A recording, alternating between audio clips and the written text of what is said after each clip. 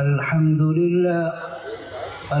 لله نحمده ونستعينه ونستغفره ونؤمن به ونتوكل عليه ونعوذ بالله من شرور أنفسنا ومن سيئات أعمالنا من يهده الله فلا مضل له ومن يضلله فلا هادي له ونشهد أن لا إله إلا الله وحده لا شريك له ونشهد أن سيدنا ومولانا محمدا عبده ورسوله أما بعد فأعوذ بالله من الشيطان الرجيم بسم الله الرحمن الرحيم إنا نحن نزلنا الذكر وإنا له لحافظون وقال رسول الله صلى الله عليه وسلم يقال لصاحب القرآن اقرأ وارتق ورتل كما كنت ترتل في الدنيا فإن منزلك عند آخر آية تقرأها وقال رسول الله صلى الله عليه وسلم خيركم من تعلم القرآن وعلمه وقال رسول الله صلى الله عليه وسلم نظر الله امرأ سمع مقالتي فوعاها وأداها كما سمعها أو كما قال رسول الله صلى الله عليه وسلم۔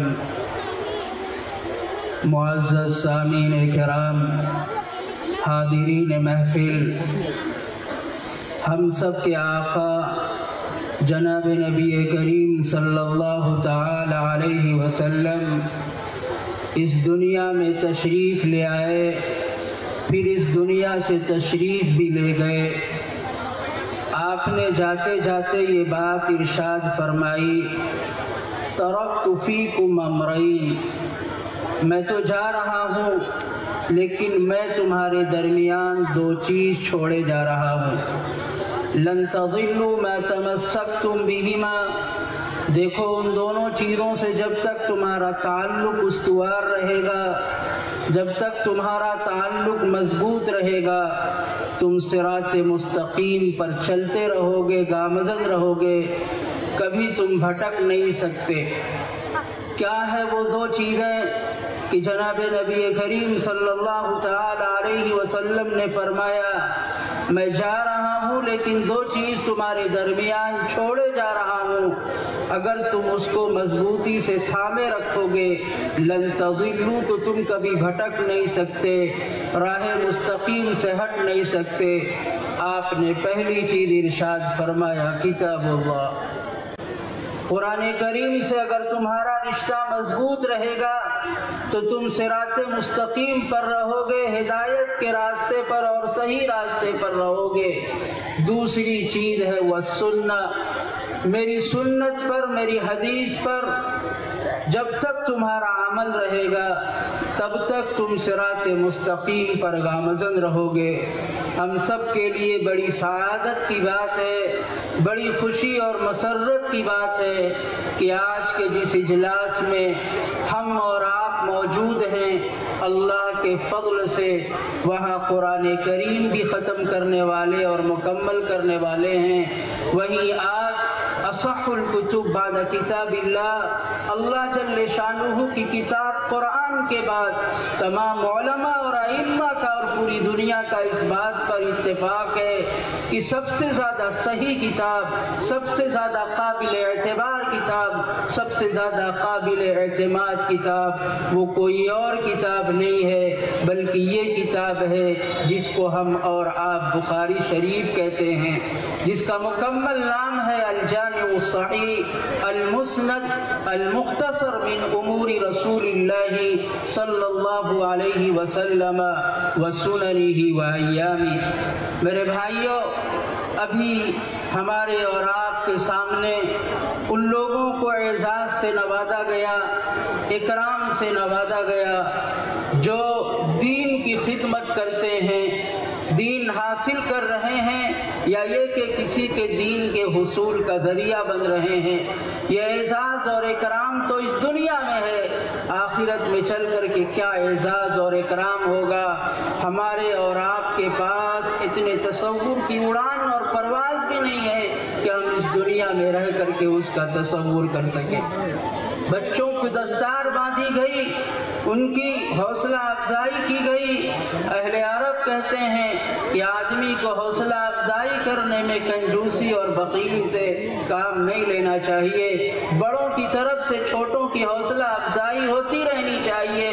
رب کلمۃ تشجیعیہ تغیر مجرى الحیات، آپ اپنے کسی چھوٹے بچے کو ایک حوصلہ کا کلمہ بول دیتے ہیں، ایک حوصلے کی بات کہہ دیتے ہیں، اس کی زندگی کا رخ بدل جاتا ہے، اس کی زندگی کا نقشہ بدل جاتا ہے۔ اب تک وہ ہمت کا کم تھا، وہ یہ سمجھتا تھا کہ مجھے کچھ آتا نہیں، میں کچھ کر نہیں سکتا، اس کی حوصلے کی پرواز بہت اونچی ہو جاتی ہے۔ اس لیے چھوٹوں کی طرف سے بڑوں کی طرف سے چھوٹوں کی حوصلہ افزائی ہوتی رہنی چاہیے، یہ بہت مفید عمل ہے۔ جناب نبی کریم صلی اللہ تعالی علیہ وسلم کو جب بھی کوئی موقع ملتا تھا اپنے چھوٹوں کی حوصلہ افزائی کرنے کا، جناب نبی کریم صلی اللہ تعالی علیہ وسلم اس سے چوکتے نہیں تھے۔ ایک صحابی ہیں، ان کا نام ہے حضرت ابو موسیٰ اشعری رضی اللہ تعالی عنہ، قرآن بڑا اچھا پڑھتے تھے، اللہ نے بڑی اچھی آواز سے نوازا تھا۔ ایک مرتبہ آپ نے ان کی حوصلہ افزائی کرتے ہوئے فرمایا، یا ابا موسیٰ الاشعری لقد اوتیت مزمارا من مزامیر آل داؤد، بھائی ابو موسیٰ اشعری تمہیں تو لوح داؤدی ملا ہے۔ حضرت داؤد علیہ الصلاۃ والتسلیم کی آواز، ان کا لب و لہجہ بہت اچھا تھا، اس لیے جب کسی کو اچھے آواز میں تشبیہ دینی ہوتی ہے تو حضرت داؤد علیہ الصلاۃ والتسلیم سے اور ان کی آواز سے تشبیہ دی جاتی ہے۔ ایک مرتبہ آپ نے ان کی اس طرح حوصلہ افزائی فرمائی، فرمانے لگے، ابو موسیٰ اشعری تم رات میں قرآن پڑھ رہے تھے اور میں چپکا سا کھڑا کھڑا سن رہا تھا، اور میں سنتا رہا اس وقت تک سنتا رہا جب تک کہ تم نے اپنی تلاوت کا سلسلہ موقوف نہیں کر دیا۔ حضرت ابو موسیٰ اشعری رضی اللہ تعالیٰ عنہ نے فرمایا، اے اللہ کے رسول آپ سن رہے تھے، مجھے بالکل سے پتہ ہی نہ چلا، خدا پاک کی قسم اگر مجھ کو ہلکی سی بھی آہٹ ہو جاتی اور احساس ہو جاتا کہ وہ ذات میرا قرآن سن رہی ہے، جس ذات کے اوپر براہ راست قرآن کریم نازل ہوتا ہے، لَحَبَّرْتُهُ لَكَ تَحْبِيرًا، تو میں ذرا اور بنا کر کے اور سوار کر کے اور اچھی طریقے سے پڑھنے کی کوشش کرتا۔ سید القراء حضرت ابی بن کعب رضی اللہ تعالی عنہ سے ایک مرتبہ جناب نبی کریم صلی اللہ تعالی علیہ وسلم نے فرمایا، اے ابی بن کعب اللہ کا حکم ہے تم ان سے کہو ابی بن کعب سے کہ قرآن پڑھیں اور آپ بیٹھ کر کے ان کا قرآن سنو۔ حضرت ابی بن کعب محو حیرت میں رہ گئے، حیران اور ششدر رہ گئے۔ فرمایا، وَسَمَّانِ رَبِّي، کیا اللہ نے میرا نام لیا ہے، نام بنام کہا ہے کہ جا کر کے ابی بن کعب سے قرآن سنو؟ فرمایا ہاں، اللہ کے رسول صلی اللہ علیہ وسلم نے فرمایا جی ہاں، نام بنام کہا ہے۔ اتنا سننا تھا کہ ان کی آنکھوں میں خوشی کے آنسو آ گئے اور ان کی آنکھیں جھیل اور سمندر بن گئی۔ پھر انہوں نے حضور اکرم صلی اللہ تعالی علیہ وسلم کو قرآن پڑھ کر کے سنایا۔ میرے بھائیوں، جہاں اس سے یہ پتہ چلتا ہے کہ ایک بڑے کو چھوٹے کی حوصلہ افزائی کرنی چاہیے، وہیں اس سے جناب نبی کریم صلی اللہ تعالی علیہ وسلم کا قرآن کریم سے عشق بھی جاری رکھتا ہے، تعلق بھی جھلکتا ہے کہ آپ پر قرآن نازل ہوتا ہے اور آپ اپنے حضرات صحابہ سے یہ کہتے ہیں کہ مجھے قرآن پڑھ پڑھ کر کے سناؤ۔ ہمارا اور آپ کا قرآن سے رشتہ کیا ہے؟ اتنا کمزور رشتہ ہے، اتنا کمزور رشتہ ہے، خال خال موقع پر ہمیں اور آپ کو بس قرآن کی یاد آتی ہے۔ دکان کا افتتاح کروانا ہو تو ہمیں قرآن کریم پڑھنے والوں کی یاد آتی ہے، دکان کا افتتاح کروانا ہو، مکان کا افتتاح کروانا ہو تو ہمیں اور آپ کو قرآن کی یاد آتی ہے، ورنہ مہینوں مہینوں ایسا ہو جاتا ہے بہت سارے گھروں میں کہ قرآن کھول کر کے پڑھا نہیں جاتا، قرآن اٹھایا بھی نہیں جاتا، لڑائی جھگڑا ہوتا ہے، معاملے کی تصفیے کی بات آتی ہے تب اس وقت ہم کو قرآن کی یاد آتی ہے اور ہم اور آپ جا کر کے مسجد میں قرآن اٹھانے کا عمل کرتے ہیں۔ یاد رکھیے اللہ جل شانہ نے فرمایا وقال الرسول یا رب ان قوم اتخذوا هذا القرآن مہجورا۔ کل اللہ کے رسول صلی اللہ تعالی علیہ وسلم ہوں گے، اللہ کا دربار ہوگا، اللہ کے رسول شکایت کریں گے کہ ان لوگوں نے قرآن کریم سے تعلق نہیں رکھا بلکہ ترک تعلق سے کام لیا۔ کون لوگ ہوں گے؟ وہ کہ اللہ کے رسول سے ہمیں آپ کو سفارش اور شفاعت کی امید ہے۔ فرمایا اللہ کے رسول ہماری اور آپ کی قرآن کے تعلق سے اللہ کے جناب میں شکایت کریں گے۔ کون لوگ ہوں گے؟ ہوش کے ناخن لینے کی ضرورت ہے اور بہت توجہ سے سننے کی ضرورت ہے۔ ان میں وہ لوگ بھی شامل ہیں کہ بڑھاپا آ گیا، جوانی گزر گئی، انہیں ابھی قرآن ناظرہ تک پڑھنے نہیں آتا۔ آدمی کو اگر آج ہوش آ جائے کہ میں کتنا بدقسمت ہوں کہ اللہ کی کتاب کو زبانی پڑھنا تو دور کی بات، میں تو قرآن کو دیکھ کر کے ناظرہ بھی نہیں پڑھ سکتا۔ یاد رکھیے علم حاصل کرنے کی کوئی عمر نہیں ہوتی۔ اطلب العلم من المہد الی اللحد، گہوارے سے لے کر کے قبر تک زندگی کے ہر حصے میں علم حاصل کیا جا سکتا ہے۔ آج آپ کسی سے خوشامد کیجئے، رابطہ کیجئے، ٹیوشن سے پڑھیے یا یہ کہ کوئی مدرسہ ہو وہاں جا کر کے پڑھیے اور قرآن کریم کو کم سے کم ناظرہ پڑھنے کی کوشش کیجئے۔ یہ چیز حاصل ہونی چاہیے، ورنہ کل اللہ جل شانہ کی ہمارے یہاں اور آپ کے گریبان پکڑی جائے گی۔ ان میں وہ لوگ بھی شامل ہیں جو قرآن تو پڑھتے ہیں لیکن ان کا شین قاف درست نہیں، وہ قرآن کو تجوید کے ساتھ نہیں پڑھ سکتے، وہ قرآن کو مخارج کے ساتھ نہیں پڑھ سکتے۔ عربی زبان بہت نازک زبان ہے، اگر آپ نے قاف کو کاف پڑھ دیا تو معنی کہیں سے کہیں پہنچ جاتا ہے۔ آپ بطور مثال کے یہ سمجھیے، ایک لفظ ہوتا ہے قلب، عربی زبان میں قلب دل کو کہتے ہیں، لیکن اگر آپ وہ ہیں کہ جو مخارج کی رعایت نہیں کرتے اور آپ نے قلب کو قلب پڑھ دیا تو آپ معنی سن کر کے حیران رہ جائیں گے کہ قلب کے معنی تو دل کے ہوتے ہیں اور قلب کے معنی کتے کے ہوتے ہیں۔ کہاں دل ہوا کہاں کتا ہوا؟ اسی لیے جناب نبی کریم صلی اللہ تعالی علیہ وسلم نے فرمایا رب قارئ یقرأ القرآن والقرآن یلعنہ۔ بہت سارے لوگ ایسے ہیں جو قرآن کریم کی تلاوت کرتے ہیں، خواب و خیال میں یہ رہتا ہے کہ ہمیں ثواب مل رہا ہوگا، ہمارے نامہ اعمال میں ثواب کا اضافہ ہو رہا ہوگا۔ صورتحال یہ ہوتی ہے کہ قرآن ان کے اوپر لعنت بھیجتا ہے۔ اس لیے ہمیں اور آپ کو اگر ہمارے اندر یہ کمی ہے تو اس کمی کو دور کرنے کی کوشش کرنی چاہیے۔ اس میں وہ لوگ بھی شامل ہیں جو قرآن کے پڑھے ہوئے ہیں، اچھی طریقے سے قرآن پڑھ سکتے ہیں، لیکن مہینوں انہیں قرآن اٹھانے کی توفیق نہیں ہوتی، قرآن کھولنے کی توفیق نہیں ہوتی۔ قرآن تو وہ کتاب ہے کہ ہمارے دن کی ابتدا بھی ہونی چاہیے قرآن کریم سے اور ہمارے رات کی ابتدا بھی ہونی چاہیے قرآن کریم سے۔ قرآن وہ کتاب ہے جو اللہ کی کتاب ہے۔ ہم اور آپ قرآن کی اخبار میں ایک کالم لکھ دیتے ہیں یا یہ کہ ہم کسی کتاب میں کوئی مقالہ اور مضمون لکھ دیتے ہیں اور کوئی اس کو پڑھتا ہے یا دیکھتا ہے تو ہم کو کتنی خوشی ہوتی ہے کہ میری لکھی ہوئی تحریر پڑھی جاتی ہے۔ آپ یاد کیجئے اور تصور کیجئے زمین پر جب بندہ قرآن پڑھتا ہوگا، اللہ جل شانہ کی اس پر نظر پڑتی ہوگی تو اللہ جل شانہ کو اس کے اوپر کتنا اللہ جل شانہ کو رشک آتا ہوگا، خداوند قدوس کو کتنا خوشی ہوتی ہوگی۔ بعض احباب یہ سمجھتے ہیں کہ الفاظ کے طوطے کی طرح رٹ لینا، معنی اور میننگ معلوم نہ ہونا یہ وقت کا ضیاع ہے، یہ وقت کی بربادی ہے۔ یہ وہ لوگ ہیں جو اللہ جل شانہ کی کتاب کو اپنی دنیاوی کتابوں پر قیاس کرتے ہیں۔ یاد رکھیے ہماری اور آپ کی کتاب میں الفاظ مطلوب نہیں ہوتے، معنی مطلوب ہوتے ہیں، اس لیے اس الفاظ کو یاد نہیں کیا جاتا، لیکن قرآن ایک ایسی کتاب ہے کہ اس کا الفاظ بھی مطلوب ہے اور اس کا معانی بھی مطلوب ہے۔ اللہ کے رسول صلی اللہ تعالی علیہ وسلم کو اس دنیا میں بھیجا گیا اور آپ کو 4 ذمہ داری سونپی گئی، اس میں سے ایک ذمہ داری تھی یتلو علیہم الکتاب، کہ آپ ان کے سامنے کتاب کی تلاوت کریں گے۔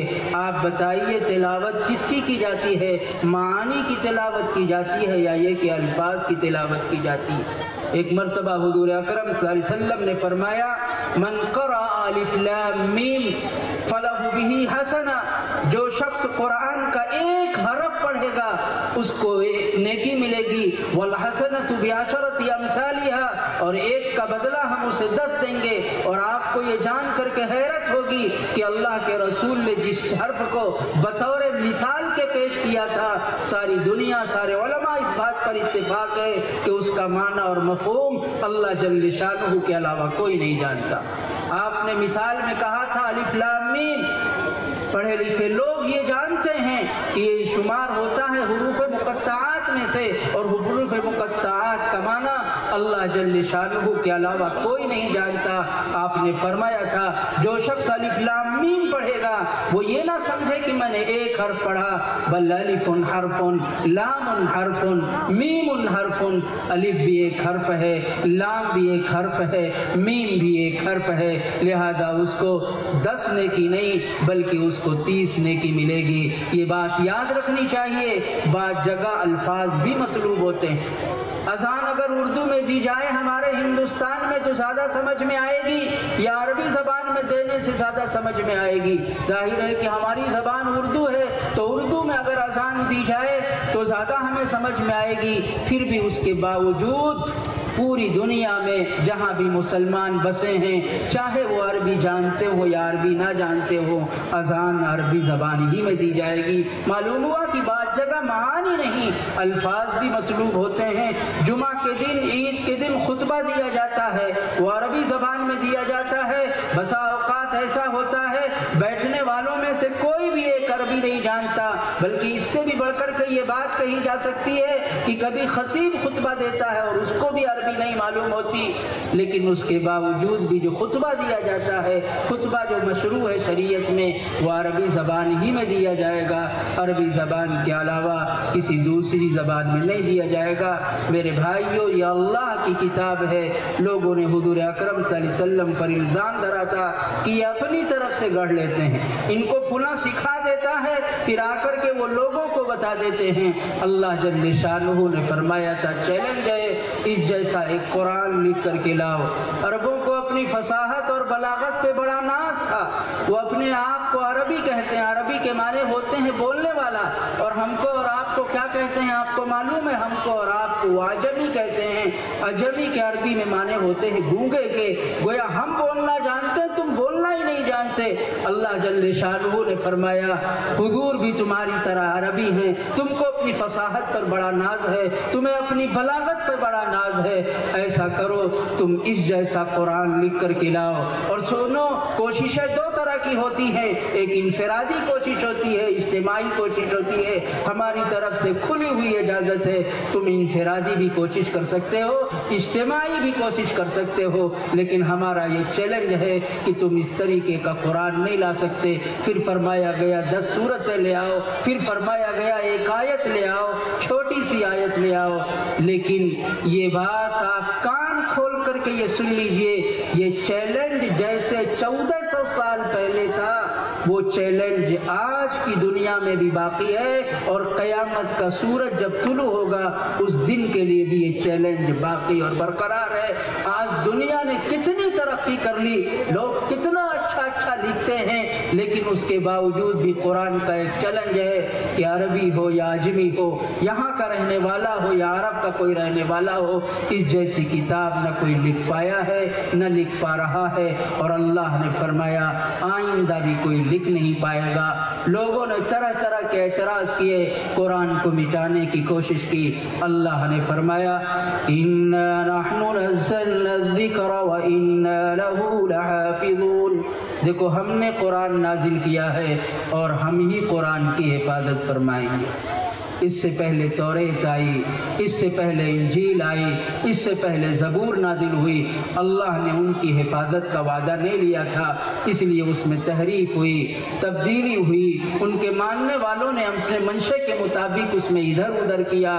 لیکن قرآن ایک ایسی کتاب ہے کہ اللہ نے حفاظت کا وعدہ کیا ہے، اور اللہ جل شانہ جس چیز کی حفاظت کا وعدہ کر لے، کوئی کہے یہ اتنی آیت نکال دی جائے، اس میں شدت کی تعلیم دی گئی ہے، اس میں مسلمانوں کی غیرت کا تو امتحان ہو سکتا ہے، لیکن مسلمان اس تعلق سے معمون اور محفوظ ہے کہ اس قرآن میں آیت تو دور کی بات، شین کا شوشہ، قاف کا شوشہ بھی ادھر ادھر نہیں ہو سکتا۔ اس کی حفاظت اللہ نے اس طرح کروائی کہ ایک بچہ جب استاد کے سامنے اعوذ کہتا ہے تو استاد محترم اس کی اصلاح کرتے ہیں اور یہ کہتے ہیں اعوذ نہیں بلکہ اعوذ۔ اللہ کا لام کہاں پر ہوگا، اللہ کا لام کہاں باریک ہوگا، را کو کہاں پور پڑھا جائے گا، کہاں را کو باریک پڑھا جائے گا۔ الفاظ تو چھوڑیے، الفاظ کی ادائیگی کے اوصاف کی اللہ نے حفاظت فرمائی۔ ایک بات یاد رکھنے کی ہے کہ آدمی کو جس چیز سے کام لینا ہوتا ہے آدمی اس چیز کی بھی حفاظت کرتا ہے۔ ایک مستری ہوتا ہے وہ اپنے دھاگے کی اور کرنی وغیرہ کی حفاظت کرتا ہے، اس لیے کہ اسے اس سے کام لینا ہے۔ اللہ جل شانہ کو ان علماء سے، اللہ جل شانہ کو ان مفتیان کرام سے، اللہ جل شانہ کو ان مساجد سے، اللہ جل شانہ کو ان مدارس سے، اللہ جل شانہ کو ان خانقاہوں سے، اللہ جل شانہ کو ان دینی دعوت و تبلیغ کے مراکز سے، ان حفاظ سے اپنے قرآن کی حفاظت کا وعدہ پورا کروانا ہے، اور آدمی کو جس چیز سے کام لینا ہوتا ہے اس کی حفاظت کرتا ہے۔ اس لیے ہم بھی اللہ کی حفاظت میں ہیں، یہ مساجد اور مدارس بھی اللہ کی حفاظت میں ہیں، یہ حفاظ بھی قرآن کے حفاظ بھی اللہ جل شانہ کی حفاظت میں ہیں۔ ہم یہ سمجھتے ہیں کہ اللہ نے صرف قرآن کی حفاظت کا وعدہ کیا ہے، قرآن کریم کی حفاظت کے ضمن میں ان سب چیزوں کی بھی حفاظت کا وعدہ ہے۔ میں ان حفاظ سے بس ایک بات کہتا ہوں میرے بھائیوں کہ حافظ بننا کوئی ضروری نہیں ہے، ایک فضیلت کی چیز ہے آدمی حافظ بن جائے، لیکن اللہ نے جب یہ امانت دے دی ہے تو اب حافظ بنے رہنا ضروری ہے۔ اس تعلق سے گارجین اور سرپرستوں کی بھی ذمہ داری ہوتی ہے کہ وہ تو بچہ ہے، نادان ہے، کم عمر ہے، اس کو تو کھیلنے سے زیادہ دلچسپی ہے۔ آپ کی ذمہ داری بنتی ہے کہ اگر وہ بالغ ہو گیا ہے تو آپ اس کے محراب کا اور تراویح سنانے کا انتظام کریں۔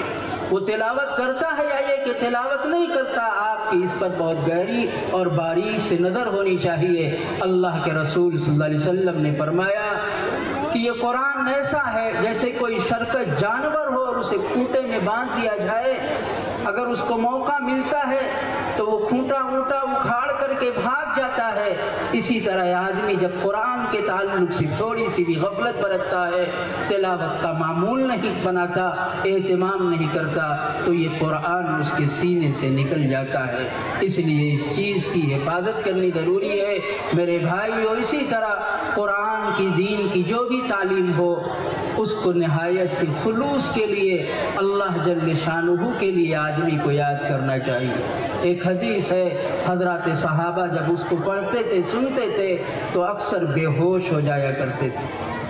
کیا ہے وہ حدیث کہ اللہ کے رسول صلی اللہ علیہ وسلم کے صحابہ پڑھتے تھے، حضرت ابو ہریرہ وغیرہ، تو بے ہوش ہو جایا کرتے تھے۔ فرمایا وہ حدیث یہ ہے کہ جیسے ہر چیز کا افتتاح اور ادگھاٹن ہوتا ہے، جہنم کا بھی افتتاح اور ادگھاٹن ہوگا، اور کس سے ہوگا آپ کو پتہ ہے؟ اس میں سے ایک قاری صاحب ہوں گے جو قرآن بہت اچھا پڑھتے ہوں گے، دوسرا کون ہوگا؟ مجاہد ہوگا، اللہ کے راستے میں جان جس نے دی ہوگی، تیسرا کون ہوگا؟ جو اللہ کے راستے میں خرچ کرتا ہوگا، اس سے جہنم کا افتتاح ہوگا۔ ہم یہ سمجھتے ہیں جہنم بری چیز ہے تو برے ہی لوگوں سے اس کا افتتاح ہوگا۔ فرمایا نہیں، قاری قرآن سے ہوگا۔ فرمایا لایا جائے گا ایک قاری صاحب کو، قرآن پڑھنے والوں کو، اور پوچھا جائے گا میں نے تم پر یہ انعام کیا تھا۔ فرمایا آدمی کی میموری اتنی تیز ہو جائے گی کہ ہر چیز اسے یاد آ جائے گی۔ پھر اللہ جل شانہ فرمائیں گے یہ بتا تو نے اس نعمت کے صلے میں کیا کیا؟ میں نے تجھے صحت دی تھی، میں نے تجھے اچھا دماغ دیا تھا، تو قبول صورت تھا، کیا کیا؟ فرمایا اللہ کے رسول قرآن پڑھا، پڑھایا، سیکھا، سکھایا۔